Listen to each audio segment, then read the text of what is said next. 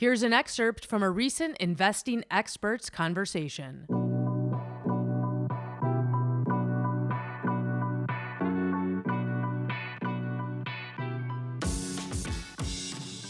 Welcome back to Investing Experts. My name is Rena Sherbel. Alan Brochstein, who runs the 420 Investor Investing Group on Seeking Alpha, and Julian Lin, who runs Cannabis Growth Investor on Seeking Alpha. They've both been guests many times on my podcast, the Cannabis Investing Podcast. Their first joint interview on Investing Experts, though Julian has been on a number of times before talking tech stocks via his other investing group, Best of Breed Growth Stocks. Today we get into cannabis investing timelines and horizons, stocks and REITs they like and don't like, reasons why they do and don't, a smart and sober conversation about investing in the cannabis industry. Any articles discussed today, you can find links to them on our show notes, and all episodes have transcripts available on Seeking Alpha. And for those wanting to follow breaking news and general news coverage of the markets,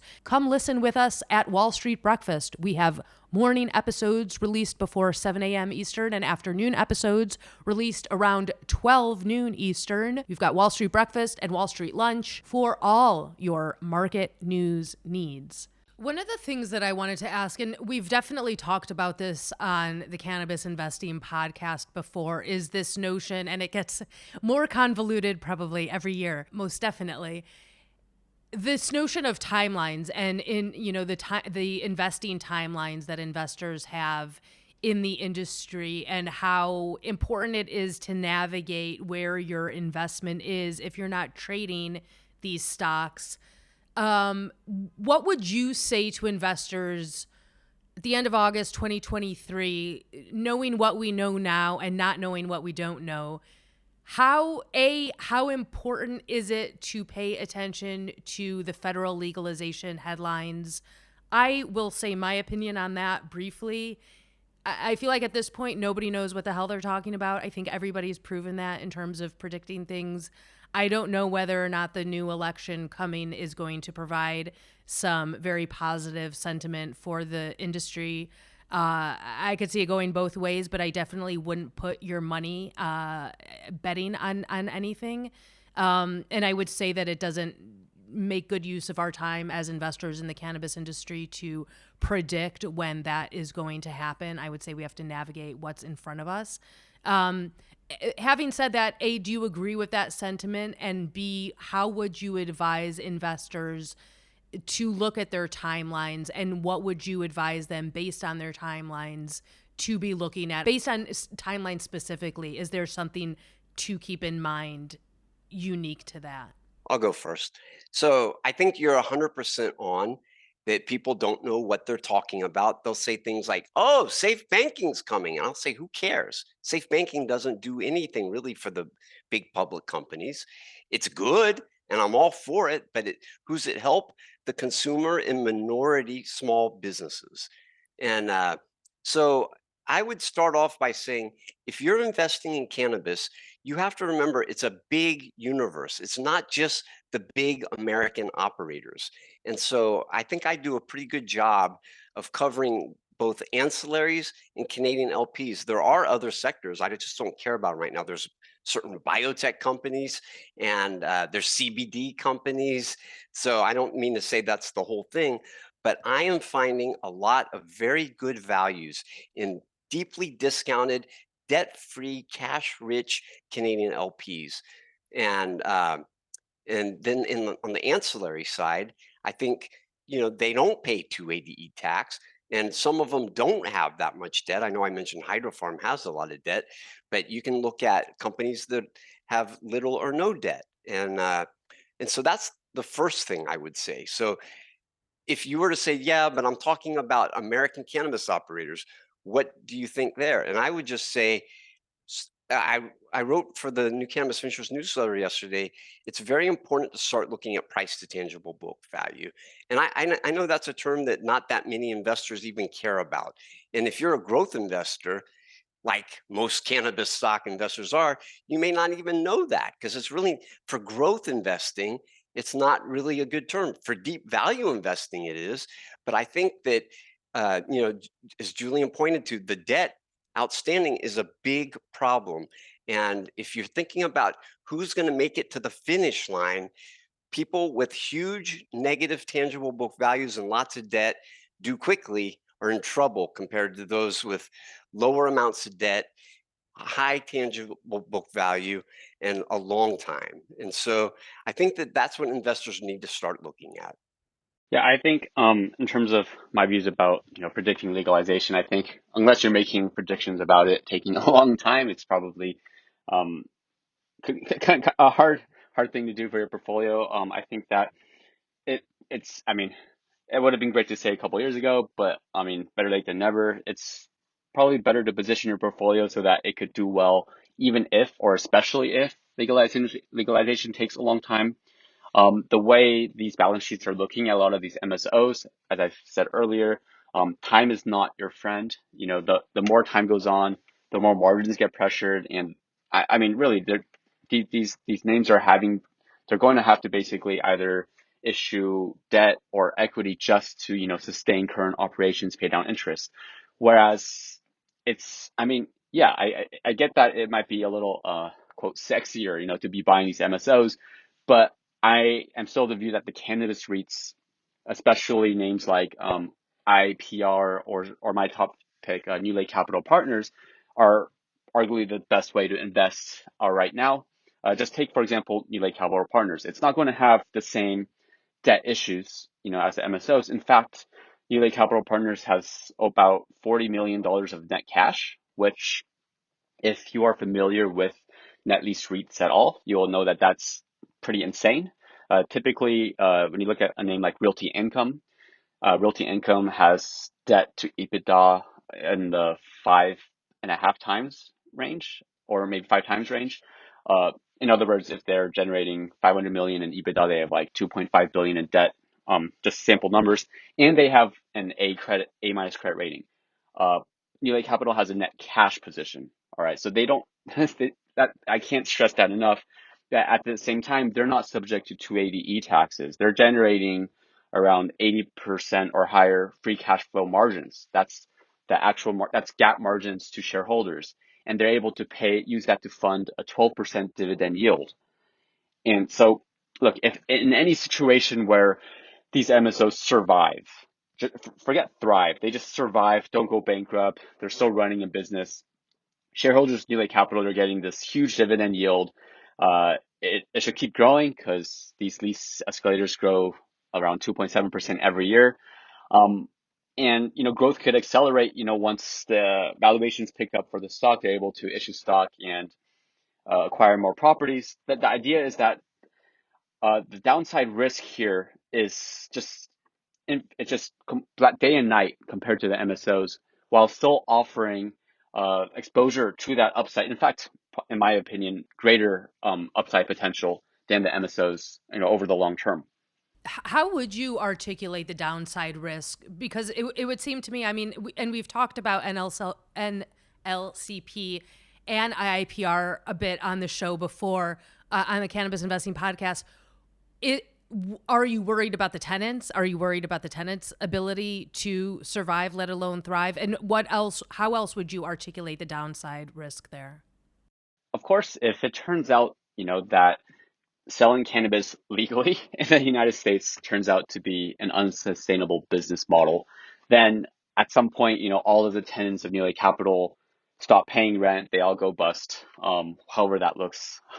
um, and at which point that's not too great for shareholders of New Lake Capital. But again, remember, they have no debt. They have 39 million or 40 million in net cash. Just think about the worst case scenarios, right? I guess worst case scenario, they just kind of have to sell off all their properties, and get some recovery for these properties. Again, this is a net cash position. Uh, this doesn't become a zero. Far from it, right? Basically, the only way you get to this apocalyptic scenario where they have to sell off all their properties is if you have the names like Cureleaf, Trueleaf, Columbia Care, Green Thumb. These names have to go bust before New Lake Capital reaches that position where they have to sell off their properties and probably sell it at some discount and return the capital to shareholders.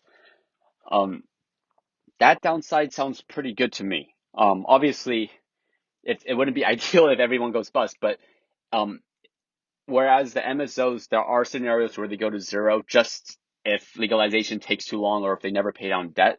With New Lake Capital, it's just not there.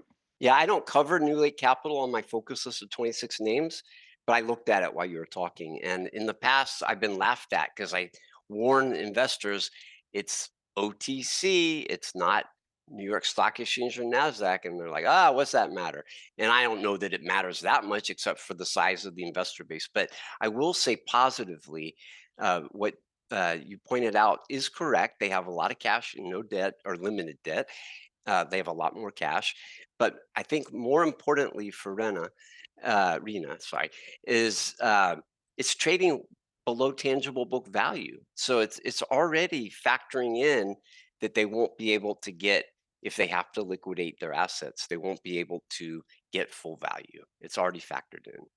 Yeah, it's just kind of curious. I think the fact that NLCP trades at this 12% yield, and again, I need to be clear that not all cannabis REITs, I don't like all cannabis REITs, but that's why I'm specifically talking about New Lake Capital properties. But the fact that the landlord is trading at these valuations, basically 7 times real estate earnings, it illustrates just how pessimistic things are in the cannabis sector. The way I view that is, the pessimism is not necessarily defined by how cheap the MSOs get. It's defined by um, how much the valuations overall are from reality. Just talking about, again, I'm not trying to hate on Curaleaf so much. I know we've talked a lot about Curaleaf. Um, but like the fact that Curaleaf is trading at around 9 times EBITDA, whereas Green Thumb is trading at 6 times EBITDA, that indicates how weird this sector is. Given that Green Thumb has less debt, it's profitable on a GAAP basis. Um, just the fact that valuations almost seem to not make sense. That is an indication of how pessimistic things are.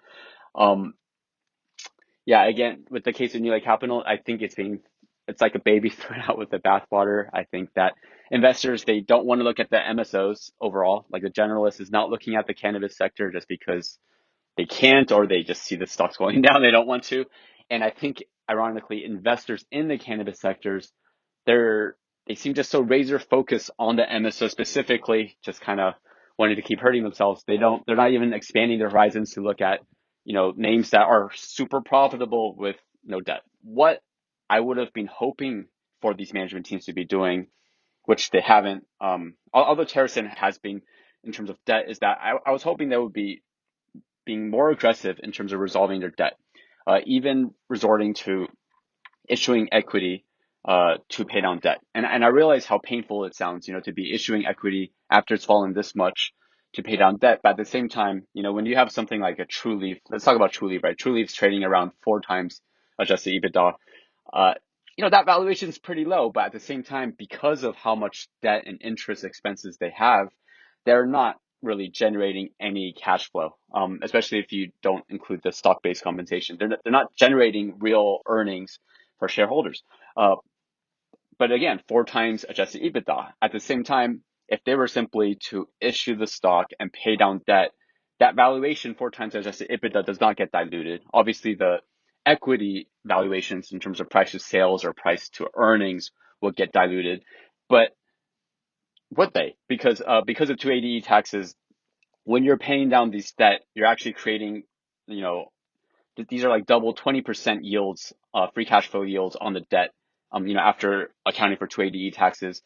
I'm of the view that if these names had substantially less debt, were generating real cash flow, even, no matter how pessimistic you're on cannabis, they would not be trading at 4 times EBITDA. Right now, the valuations here is not a custody issue, it's a debt issue. I agree, Julian. People are scared of the debt, and I happen to think that they're right to be scared. Unfortunately, I hate to be the guy who rains on everyone's parade because there are some cannabis stocks that here, right now, right here, I like, but the biggest are not the best. And let's just pick on Curaleaf, for instance. That is the biggest and not the best, in my opinion. And I wrote a piece on Seeking Alpha I got lucky. It was at $4 when I wrote it, and that was the peak. And I said, sell the rally. That's very unlike me to tell the public to sell. And although a lot of my pieces are they're usually more like, don't buy it yet. But I said sell. And my target on that is based on a pretty high multiple. Julian just said 4 for True Leave, which is correct. I was using 7 for Cureleaf for my year-end target, and I've lowered it to 6. And my target is now 220 for year-end, and the stock is pushing $3 right now, south of 3. And so, what is wrong with Cureleaf? I think a lot. They have negative tangible book value in excess of 700 million negative. That's number one. Number two, they have a ton of debt. Number three, they're not generating positive cash flow. And I think there really is too much debt. And I think what Julian says could work if they just, even at the low price, got rid of the debt, turned it into equity. It's so cheap that maybe people would buy it. But I'm going to step back and say, wait though until 280E goes away, or you can trade on the NASDAQ because the stock would be more valuable. And I don't think either of those things are going to happen right away. I'm on the lookout, but I don't think that they're going to happen immediately. Yeah, and I think that related to that, I think that management teams have that's the reason why they haven't been issuing equity is that they seem to be hoping for some safe banking induced rally or some miracle, some Hail Mary to happen, like legalization or something, so that their equity will go up. And then obviously issuing equity at that point will be less expensive. But I think at this point, we need to come to face with reality that our politicians they don't really seem to want to remove 280E taxes or to criminalize cannabis or whatever, at least not that quickly. So I think that the issue is that the longer they wait, every single year is another year where they're having to basically issue more debt to pay for their capital expenditures and interest expenses. So time is not their friend when they have this much debt. Whereas, and again, they don't really have to remove all of their debt, but if they were to even remove just enough debt so that they're generating some more cash flow, and that cash flow could be used to at least cover their capital expenditures and pay down more debt, then you start getting to a positive loop where time does become your friend. Um, and that I think, in my view, kind of differentiates some of the names like Green Thumb Industries, which are profitable on a GAAP basis and have cash flow, to pay for capital expenditures, pay down debt, versus, unfortunately, a name like Trulieve, which again, I highly respect their management team. Their stock is extremely cheap. But the reality is every year that passes by, the valuation proposition gets a bit worse just because they're probably going to have more and more debt, as the years go on. Yeah.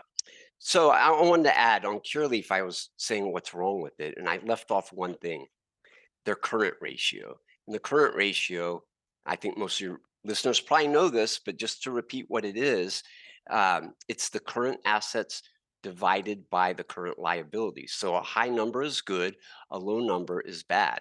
And for Cureleaf, that number is, I'm just looking up, 0.9 times. So in other words, they have more liabilities than assets that are due within a year.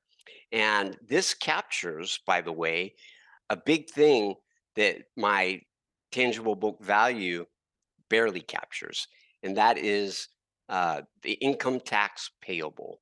And and I don't even throw that income tax payable into net debt, but I think maybe I should because it's real and it's a big burden. And Cureleaf owes a lot in taxes, uh, 210 million to be precise. And GTI, which I don't think it's time yet to buy GTI, by the way, but GTI shines compared to that. And I wrote a piece this weekend for my subscribers, and I said GTI is a good replacement for Cureleaf. I don't own it in my model portfolios, but I know some people like the big MSOs like MSOS. And the reason is it trades at 3 times tangible book, not it has a tangible book value of 551 million, which is way more than the minus 700 million and change at Curaleaf, and it has less net debt, and its current ratio is 1.9 times because they only have 10 million of income tax owed. GTI only owes 10 million in income taxes that haven't been paid. And for Curaleaf, it's more than 200 million. And this is a big problem for if you look across the entire industry, not the Planet 13 that I like, they don't have that problem, but all of them. And owe a lot in taxes. And it's worse at some places than others. But I would just say, back to Julian's point about pushing the debt out, that's what some companies are doing. Air, for example, that has way too much debt, and it's been killing perceptions about them. And they've been kind of extending it, but I don't think it does the trick, unfortunately. I think as long as they have debt, people are going to worry. And I like Hydrofarm. They have a lot of debt. It's not due until 2028, but people don't care. It's got too much debt.